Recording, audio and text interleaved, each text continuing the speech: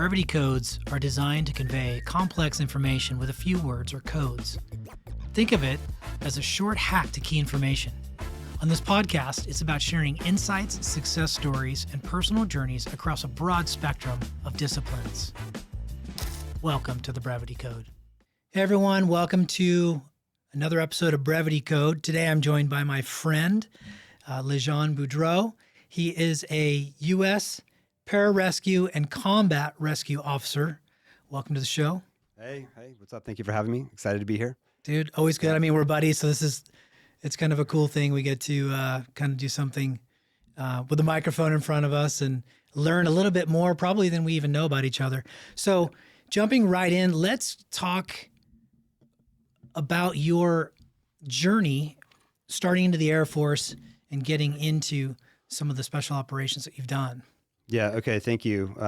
This is going to be rad, man. It's good to chop it up with you. So getting into Air Force Pararescue at the time, I graduated high school in 1995, so this is pre-internet.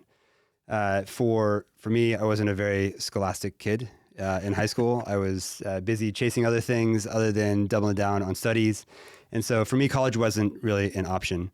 And so I'm like, okay, well, what am I going to do next? What's next for me? And I considered going into the SEALs. I considered going into, I kind of looked at Army SF and the Rangers. My dad was a 101st Airborne paratrooper in Vietnam. And so he was adamantly against me going into the Army. And so it was kind of between the Navy and the Air Force. And one of my buddies who I went to high school with was going in the Air Force to be a heavy vehicle driver. So I went into the Air Force recruiter's office. He had a little pamphlet of what pararescue is. And so opened up the pamphlet.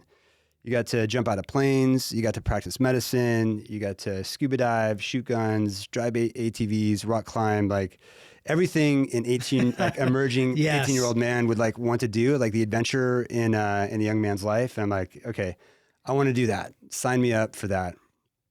And man, just fast and furious off to the races. So were you in physical shape at this point? And when was what was you signed on the dotted line? Yeah. Like, you got to come in some kind of game shape, or were you? Yeah, good question. So even though I went in 95, I signed up in 1994. And so again, pre-internet, the Air Force recruiter, I got recruited out of Bozeman, Montana. And so not a whole lot of kids are going into pararescue in Bozeman. And so the Air Force recruiter's like, well, let me dust this book off the shelf here. Open it up. He's like, we have to take this PASS test. I've never done one before, but you have to run a mile, you have to swim a half mile, and you have to do some underwater stuff and some push-ups and pull-ups. So I was never a strong swimmer. And so I trained for the swim, and I barely made the swim time. And my calisthenics and everything was good enough to at least get me into Do you remember what the mile criteria was? The half mile, or the mile criteria, I think it was like something around 9 minutes for the mile. Yeah, so it wasn't terrible. It wasn't, but I had to train for it a little bit. It certainly wasn't a strong athlete in any shape, way, or form of the word. Yeah, and so you go in. I mean, is it the typical stuff you see in the movies? Like they're yelling at you, head shaved. Yeah. Yeah. Your spit on their shoes. Yeah. Kind of deal. So after basic training, Air Force Basic was not challenging at all. It was more of like folding clothes, ironing shirts, studying books, a little bit of physical therapy, but more so of a gentleman's course. After basic training, you really get into pararescue selection, which is 10 weeks. It's 10 weeks of selection school. The first 4 weeks so each week compounds on each other. So each week it's incrementally more difficult. And so you had your eye on the ball, your eye on the prize the whole time, right? Like you knew going in, like that was your intent. That's what you wanted to do. Yeah. And did you think about the consequences of not making selection? I did. So we had our class, our balls class. They call it balls because it's 00 as a designator. So our balls class, we had 200 guys or so start in the Genesis, like week 1, and then we had less than 10 graduate at the end of 10 weeks. So huge attrition rate. Wow. I remember there was grown men crying before going into the pool sessions. Guys would get injured, but the majority of guys just quit. They would mentally quit, and then they would just tap out and be gone. So to answer the question of keeping my eye on the prize, I just for what got me through the day, it was just no matter what happens, I told myself, no matter what happens today, I'm 18 years old, 145 pounds, like dripping wet, skinny kid. What did I know, right? I didn't know anything. I'm just like, whatever happens today, I'm not going to quit no matter what. And as the weeks progressed, I stayed there, and other guys weren't. And what do you think? I mean, I know but that's a special mindset, Lejon. Like, I'm sure everyone went there with that same, I'm not going to quit. Yeah. What do you think was some of the driving force behind that? Because you had nothing to lose, or because, your dad was a military guy, you didn't want to there had to be some drivers there. Was it? So I think like really peeling back the layers and getting down to the root of it. We didn't have, like, 1995, there wasn't cell phones. This is like pre everything. So there was an analog payphone. I remember there was 2 payphones downstairs. And I couldn't fathom picking up the phone and telling my dad that I quit. I couldn't go and tell my dad that I quit. That was a driving force. Yeah. Yeah. Yeah. Father's disdain or your perceived, that he could do that, but he probably wouldn't. I didn't want to let him down. And whether it's a sense of pride in my own heart or just, bullheadedness, I couldn't go and tell him that I quit. Failing out is one thing, not making the standards is another thing, getting injured, like those are all fine. But like saying that I actually quit, I couldn't do that to him in my own heart. It's definitely a strong driver. I mean, I think it's a great motivator, and obviously served you well. Yeah. The fire was lit. Yeah. So take me through some of the more daunting things that you encountered. Like what were something like, some kind of obstacle or challenge that you personally were like, oh man, this one, like maybe some of them you had a high degree of confidence and you're like, I know I'm going to nail that, but this one scares the heck out of me. And how do you prepare for something like that? Yeah, so the pool, I think, is what gets most guys, and just the mindset. There's a lot of underwater breath holding exercises, long periods of time where you're not breathing and you have to perform fine motor skills under pressure. And so I understand what that training is for and why they're trying to weed out. The program is established to weed out folks that don't have that mindset and don't quit. But for sure, it was always the water sessions, these big 13-foot pool. We'd have these ditch and don sessions where you have a scuba tank on and a weight belt on and a mask. And you have to go down and ditch your gear down at the bottom of the 13-foot pool. And so everything has to be laid out perfectly. Weight belt has to be on top of the scuba cylinders perfectly. Fins have to be under there. Mask has to be perfect. So that's like half of it. And then you come up for air. Sometimes the instructors take a breath from you. Sometimes they let you catch your breath. And then you got to go back down and don. So that's the ditch part of it. The dawn part of it is getting all the gear on, making sure everything is perfect, making sure there's no water in your mask, and then coming back up and getting inspected and getting the pass. That was probably like one of the most challenging things, like the big water confidence activities. And that is not a heated pool. It certainly didn't feel like it was heated. And the way it was cold. It was cold. Cold. I mean, it might have been heated maybe a little bit. Maybe not ice chips, but yeah, you're not getting in. It's not in the 80s. It's certainly not a hot tub by any means. No. Yeah. So there's the pool stuff. What about high altitude, right? It's pararescue, right? Yeah. So you're jumping out of a plane. That's right. Was that more of the focus, but they wanted to do some of this? I mean, some of that sounds like that's like SEAL stuff, right? So, SEAL criteria. The water confidence is really the first 10 weeks of selection is to weed out. That's where 90% of the folks don't make it. And then you get, after graduation from selection school, you're off into the pararescue pipeline. It's 2 years of learning the basic skill set to be a pararescueman. So static line airborne school, scuba school. For me, that was down in Key West.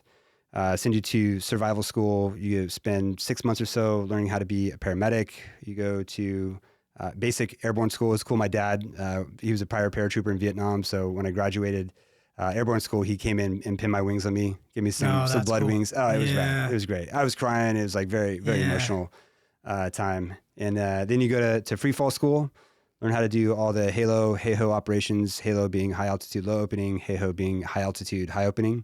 And then after you graduate the pipeline, you're off to your unit, and it's another 18 months or so until guys are competent enough to operate on their own. Wow.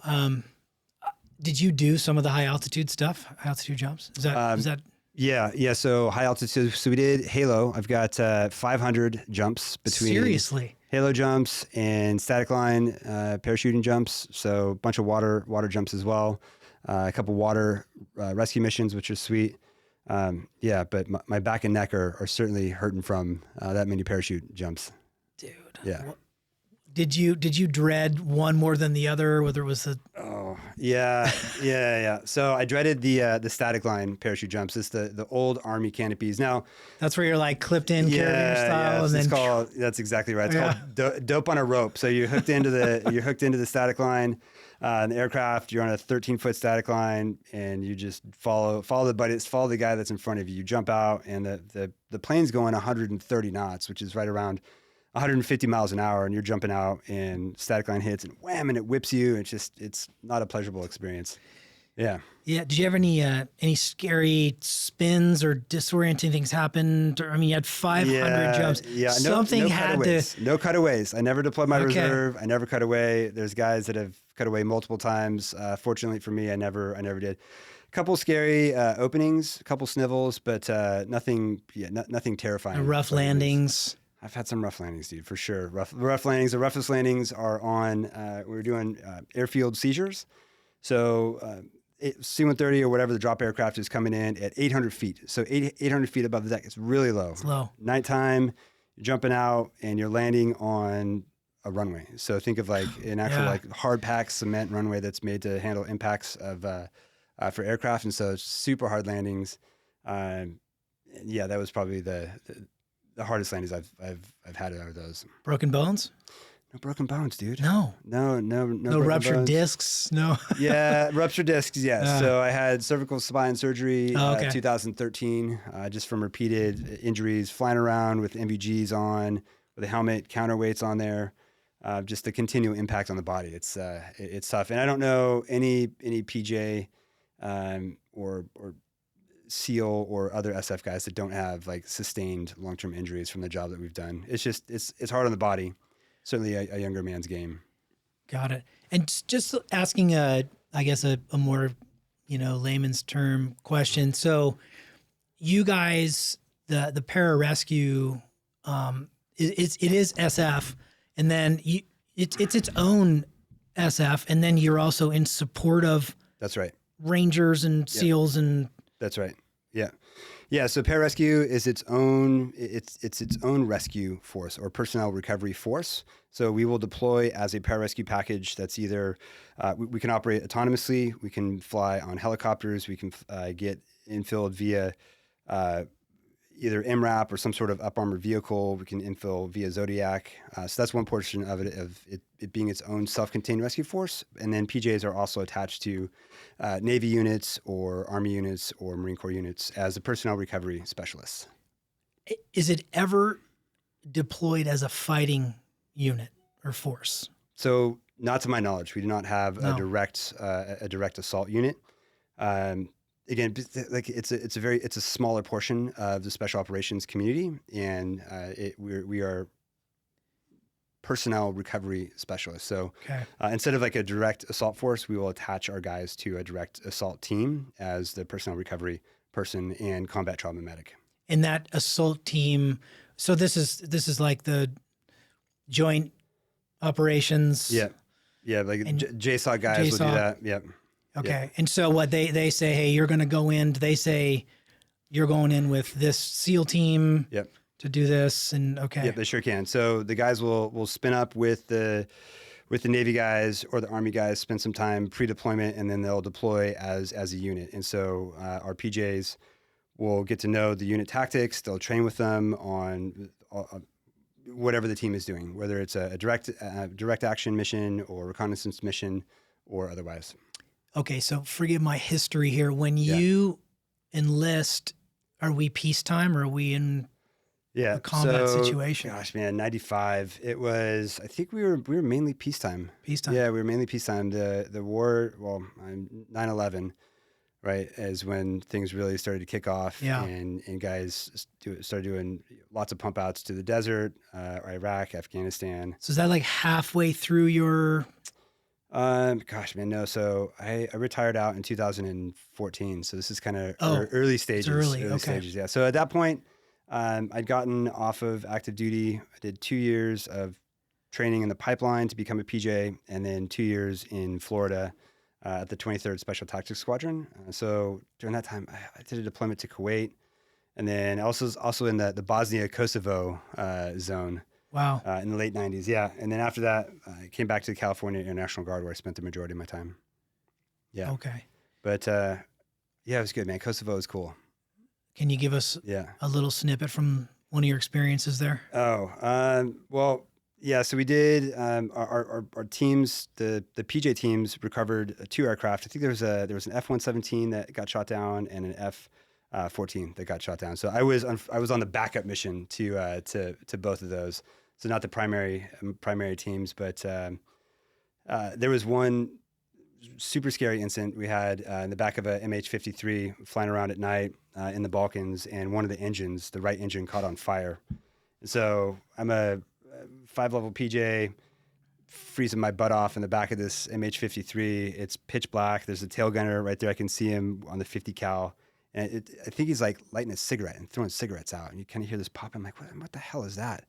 And then the engine just like, boom, is on fire. The flames coming out this thing. So the pilots are diligently trying to shut this thing down. And we're in the back with a 10-person Army team, myself, another pararescueman, and a combat controller. And I was thinking, man, we're going to end up a smoking hulk on the side of a mountain in the middle of nowhere. And it was nighttime, freezing. I remember kind of auto rotating down, and then the pilot just pulling pitch. You could feel the pitch in the back of the helicopter as it like noses up like this. And I see the tail rotor go into the trees, and like the snow starts coming in the back of the 53. I'm like, okay, this is the moment of my death. Oh man. This is I'm For going real. to die. And so I'm like, Yeah. I'm praying to God, like please, like save my soul, save this aircraft. And by God's grace, we like barely missed this cliff edge, and we're able to land in a little French compound.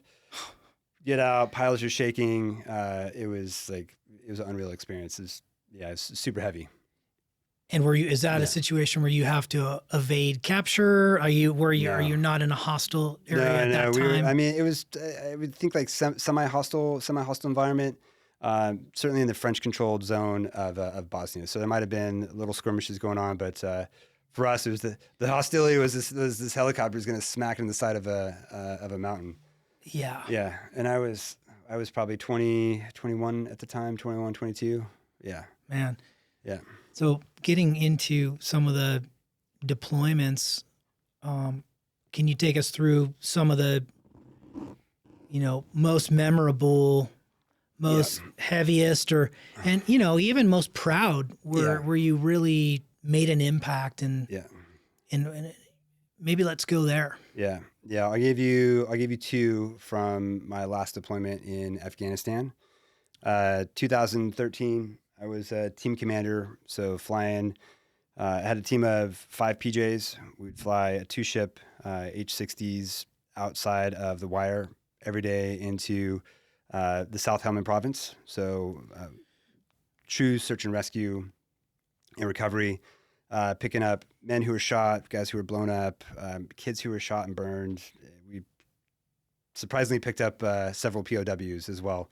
And so two missions that stand out the most. One was an extended ground operation, rescue and recovery ground operation, where there was an Army person who was trying to cross almost like a small aqueduct or river in Kandahar, so in the middle of Kandahar, and he had full kit, K-pod on, weapon, and he slipped and just went under the water. And the water was like super brown, really muddy. You couldn't see, like 6 inches under it, like gone.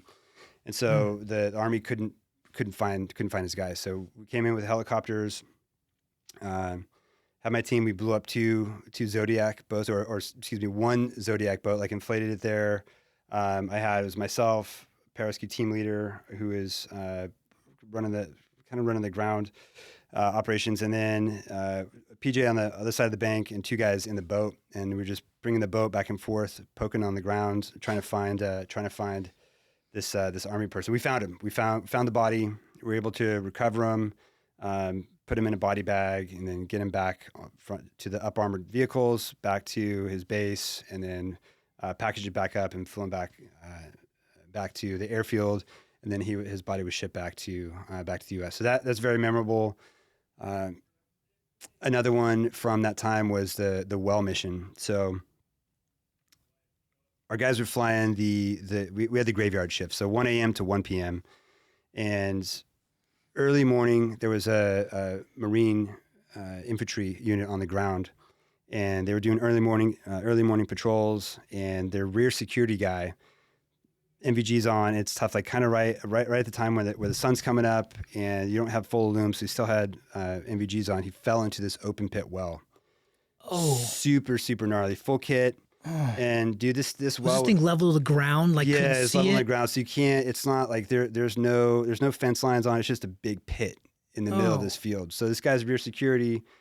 When you're on rear security, you're always looking behind you, so you're mainly checking the rear to make sure that the team in front of you is okay, because you're the rear security guy. So he's walking backwards, falls into this thing, full gear, full kit. Call comes in, hey, there's a guy in a well. That's all. That's all we know. Like, guy in a well. The Marine Corps infantry is putting out security around the perimeter. So we don't know we had no idea what we're going to see. So we ended up taking off, made the call that check the scene survey, check the threat levels. The pilot and I decided, yeah, this mission is a go. And we get on the scene, and we didn't know what to expect. So we had a high angle rope rescue kit, and this well was probably 80 feet, just deep, very deep well. And so we get on the deck. Marine Corps guys have security out. It's myself and 4 other PJs, and pararescue team leader does a phenomenal job kind of directing guys here and there. And we could like scream down to the bottom of this well. He's so deep you could barely hear him. So he's still alive. Fell 80 feet. Fell 80 feet into this thing. How narrow is this well? It's probably like I don't know, 7 or 8 feet wide. It's big. It's it's big. Like an animal would have fallen in this thing. So this guy's at the bottom of this thing. So PJs do they set a rope anchor around these mud huts. South Helmand Province. The huts are kind of it's like a wooden structure with like bizarre insulation around it. So we set an anchor. We put a guy, Nathan Schmidt, on belay, lower him down in this well. He's a primary medic. He's got a bunch of ketamine on him, some other narcotics. Loads this guy up. Ends up packaging. He's got a little headlamp. Packages him up, and then we just start hauling him up. So we set up a 3-to-1 rescue rig. Start hauling this guy back up, and he's screaming like bloody murder, like his open femur fracture, broken tib fib. We get him up on the deck, package it back up, give him some more meds, give him an IV bag, and then call the helicopters back in. We pop smoke, helos come in, land, get him and the 2 primary medics on board, and we fly the trail helicopter back to Camp Bastion.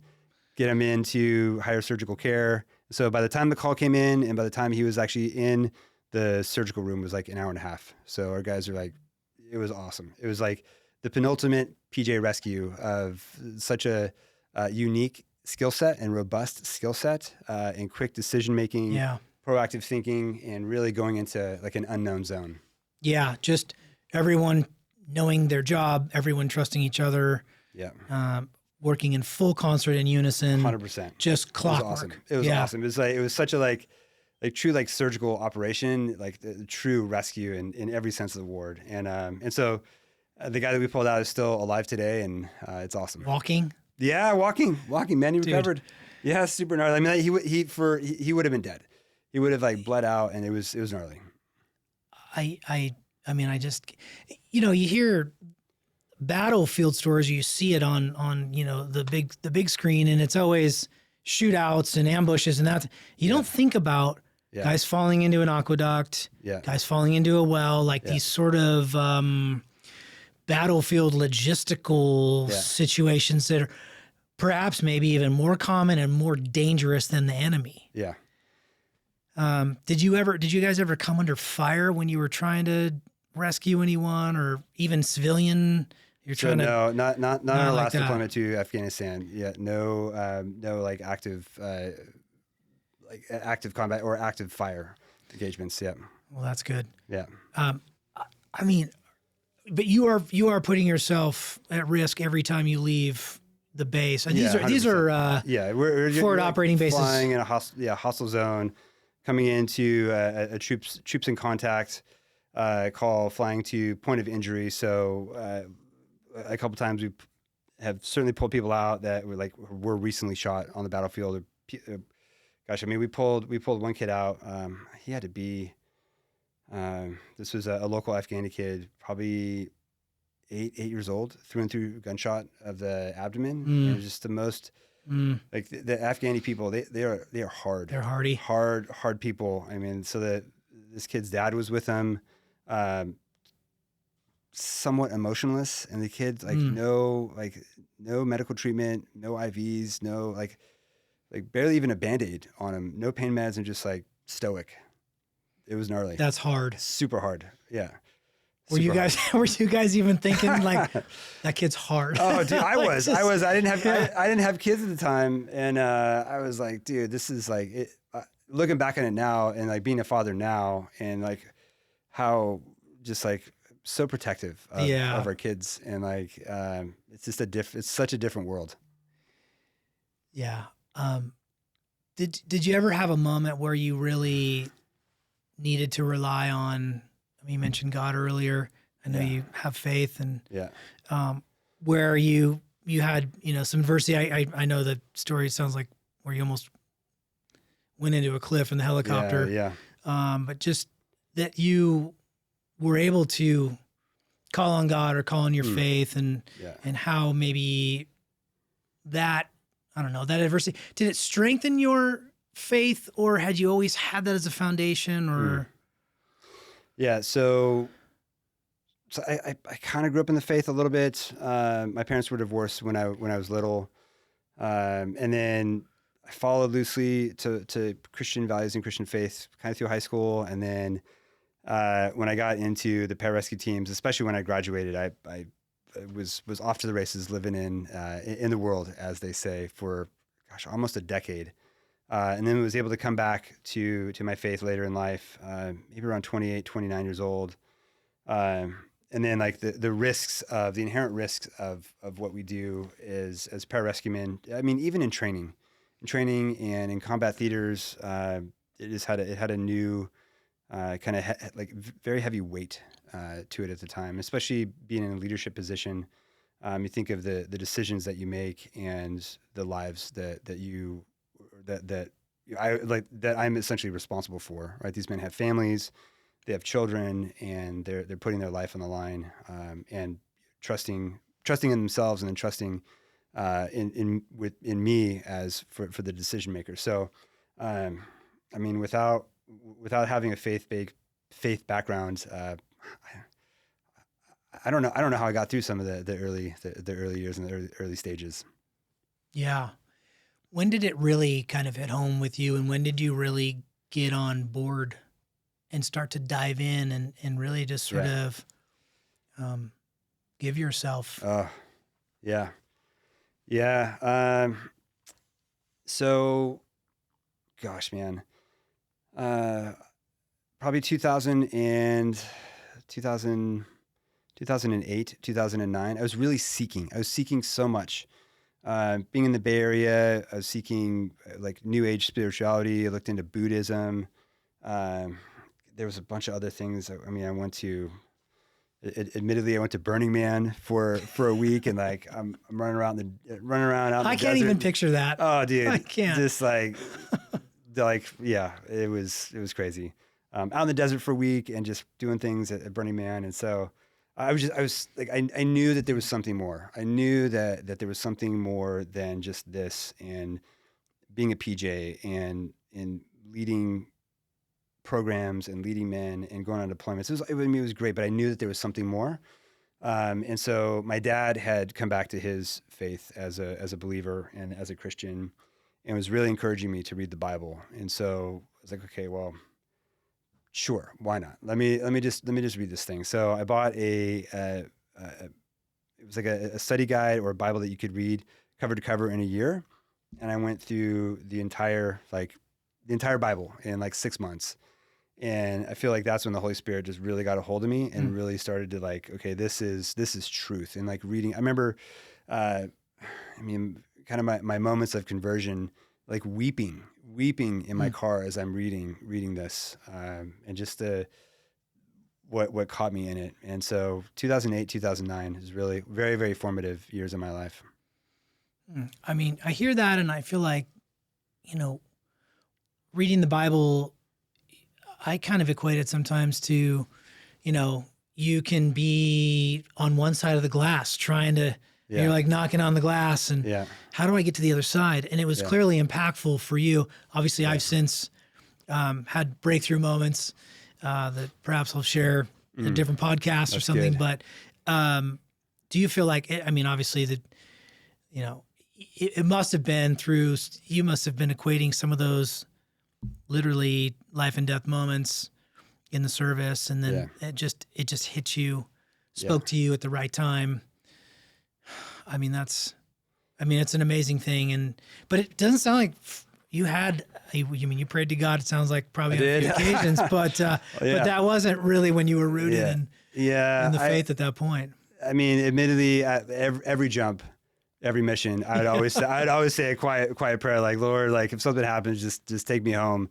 Even though I certainly wasn't living in obedience by any way, shape, or form, but every jump, every flight, every time I stepped on a helicopter, every time I stepped on a plane, it just like, watch out for me. Do you have any like adrenaline? Like, do you yearn to jump out of a plane again? Or are you just like, no, I'm glad that chapter's done and I'm done. I mean, I've done a bunch of bird. I mean, every once in a while, my brother's still an active duty PJ, and he'll tell me stories about jumping and all the fun things he's doing. And so, I don't think so. No, I don't think so, man. I think, that chapter is done and closed. I mean, unless I don't think so. I don't know. It'd have to be like a very special event, just because I think, I feel like all I dreamed of as a little kid was doing military stuff. I've got a picture when I was probably 10 years old of me with a parachute and my face camo was on. And I've got a weapon, and like, it's exactly like I have pictures of me as a grown man doing pararescue stuff with like that exact thing. So I feel like I lived my dream as a kid. And then that door is likely closed. I mean, I got neck issues and back issues, and just like the risk to my family, and like I've got kids now, and so I have the most respect, and it's like the sacrifice of guys that are married and have children and do the job, men and women in the armed forces. It's truly remarkable what they risk. And and so and thankfully you're out. You're all in. You've got all your facilities and limbs, and by God's grace, man. Come on, some bumps and bruises. But so then you get out and you go into law school straight away. So I got out, went to law school. We're trying to figure out which path and which direction to go, and my wife has two uncles who are attorneys. One's a family practice guy, and one's a trust and estate planning attorney. So I put a lot of time and a lot of effort, focus, prayer time into what we were going to do next, and decided that law was the right pathway. So I studied for the bar. I got accepted, and then took 3 years of law school, and then I practiced for 4 years post law school. And what kind of law were you practicing there? Yeah, so basic litigation, some family practice, some trust and estate planning. I had my own law firm for a year or so, and then I was also a prosecuting attorney at Ada County for almost a year. Oh, really? I didn't know that. Okay. I was a terrible prosecutor. Just in the fact that like I didn't like I couldn't see criminalizing kids for having a vape pen or smoking weed or whatever. I just like kids being stupid kids. I'd always give them a second chance, and I thought that was the right thing to do. Yeah. And now that career was sort of short lived. You Yeah. didn't sound like you loved that too much. I didn't. No, I didn't. I like leading people. I like being a part of a team, and just the law. I don't know, I couldn't see myself doing it for the next 20 years or so. So I made a pivot into sales. Actually, for a short time there, I sold medical devices in Dallas, Texas, and that's how I met my wife. She was a cortis endovascular rep up in Seattle. I was a cortis endovascular rep in Los Angeles, and we met in Atlanta, Georgia. Oh, that's awesome. It was rad. And you had 4 little drums. 4 kids, man. 10-year-old boy, 8-year-old girl, 6-year-old boy, and 4-year-old girl. It's awesome. God's grace, man. Yeah. I mean, so what would, if you had the magic wand, I mean, you've lived lives already, right? Yeah. You've done more living than most people that are already past retirement age. Oh. You've achieved a lot. I know in passing, you're like an onion. Every time I talk to you, I learn a little something new. I believe you had mentioned you had ran from the Bay Area to LA or something. Was it hundreds of miles? Yeah. My buddy Mike and I, we ran to raise awareness for the Black AIDS Foundation. So we started north of the Golden Gate Bridge and ran all along Highway 1. So 14 days, we averaged a marathon a day for 14 days, all the way down PCH, and then ended up in the Nike store in Los Angeles. It was awesome. Yeah, that's rad. Again, that's another.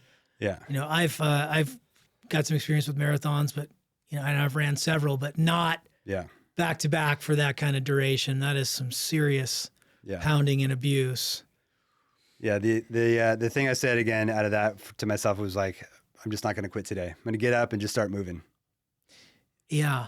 I mean, is there other things that motivate you to achieve, or do you feel like it is enough? You are enough. Or do you feel like, okay, I've been eyeballing this little bucket list thing, and it could be spiritual. It could be mental. It could be whatever, financial. It could be, I want to climb to the mountaintop of corporation. Like, what are your drivers now? Yeah. Oh man, that's, my drivers now are to be present with my family, to be present as a husband, and to be there for my kids well into my 70s. So, just having the mindset of it's a long game with my family, and that really personal achievements, things like that. I want to bring my family along now in the adventure, my wife and kids along in the adventure. And we have a bunch of bucket list things. Certainly as my boys and girls start to come of age, we're going to have certain ceremonies and things that they do as well to usher them into adulthood. But man, one of the main drivers is just being obedient to the word and following God. Wow, it's a beautiful answer. It's good. And it's really powerful. And I think as dads, we do lose sight of our immediates, the family, the things that we care about the most, because we want to provide for them, and that's in our nature. And so we feel like we need to go do this so we can have this kind of house and they can go to this kind of college. But I think, as someone, I've got 3 kids and I've got 2 practically driving and almost, out of the house, and yours are a bit younger. Yeah. And, it does go by fast. And, fortunately for me in my situation, was able to also kind of do what you're suggesting and having sold the business, and the driver wasn't necessarily moving forward financial for me. It was really about being there and helping raise these kids. Yeah. You mentioned some of these ceremonies for, what does that mean? Oh, so what are those markers? Yeah. Coming of age. Again, moving target, but some sort of physical feat where it takes effort, where it takes mindset, where it takes some skill. Certainly for our boys, maybe around 14 or 15 years old, where we're ushering them from boyhood into adolescence and young adulthood, where men who have been part of our boys' lives are pouring into them. And I mean, it could be where they go out and they do a point-to-point hike where they're out in the woods for like a sustained amount of time. Dude, there's like some Spartan stuff. There's got to be some risk. Yeah, there's got to be some risk there. There's got to be an element of like danger of like, you know, not where it's like negligent. I'm not going to put them in like some terrible situation, but they're going to have to work and do some things, and it's probably going to be scary. And like it's a big deal. Where I think some other cultures get it right. We're going to institute that in our own family and have like a ceremony about it. Yeah. And almost like a knighthood, and present them with some token of like, there's like, okay, you are now moving into manhood. You're leaving your boyhood behind you. You're moving into manhood. This is a new phase of your life. This is what is expected of you. These are the men that have come before you. Man, I think that's so cool because it speaks to you are enough. You have what it takes. That's right.